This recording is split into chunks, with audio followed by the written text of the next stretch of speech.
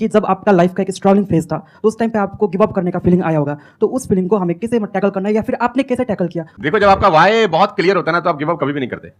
कोई भी चीज क्यों करना है, ये सबसे इंपॉर्टेंट रोल प्ले करता है। There is a book by Simon Sinek called learn your why, कि आप कोई भी काम क्यों कर रहे हैं, है ना। तो अगर आप उस किताब को पढ़ेंगे ना, तो आपको बहुत सारी चीजें सीखने को मिलेंगी। वाई बहुत इंपॉर्टेंट है। मतलब अगर आपका वाई क्लियर है ना, तो कोई भी ऑब्स्टिकल गिराने के बाद, आप गिरने के बाद, नीचे गिरने के बाद आप अपने आप उठ खड़े हो जाते हैं।